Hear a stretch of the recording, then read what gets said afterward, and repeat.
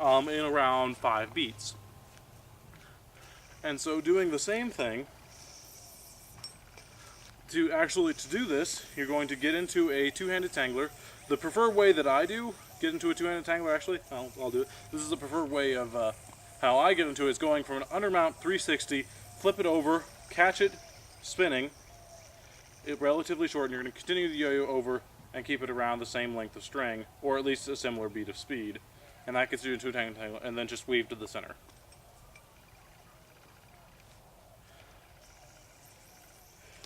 The timing for when you want to weave in between them, the simplest one is when the yo-yo just passes your arm. So right as it passes your arm in the direction, or whichever direction it's going, then move it. Now the reason you do that instead of using the counterweight as your judge, because it should be the same timing, is that'll keep the yo-yo's plane more even and will be less likely for the yo-yo to get off of its evenness. And then end up going sideways and you losing control of it and getting a nasty knot or something like that.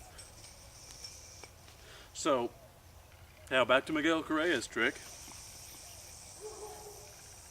So, get into a two-handed tangler, weave to the center, pick it up, and then put it back down. This is the first simplest way. It's just to be able to move it up and down and then over. And if I wait a little bit longer, I would have been able to actually do that.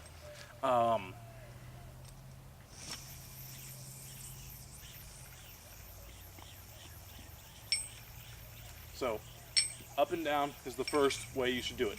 Then you're actually going to begin to turn.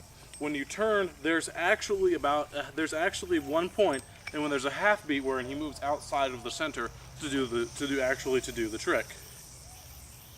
So from the center, you're going to lift it up, and you're going to weave outside right as you turn around, and weave back to the center really smoothly, right in one solid motion. All right. So, and then from there, it's just you're doing the same thing, except you're moving from the left side in to the center rather than the right side, or if you're left-handed, the opposite.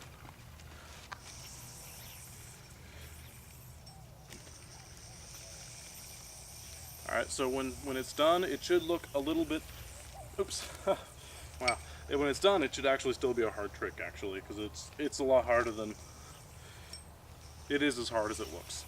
Or at least I find it as hard as it looks.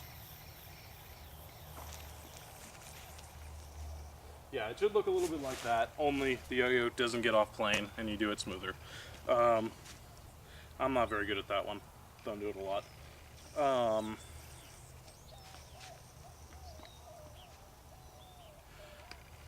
And so, now, we've almost completely ignored it, but one-handed tanglers. These are also something that are really quite cool and unique in their own right.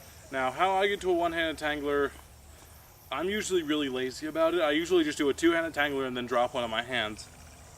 Or I'm in a tangler grip E fan and just pop out of it. Now, what's kind of cool about one-handed tanglers is your other hand is free, so you can do something like weave it behind you, and then pass it to the hands, and then weave it back in front.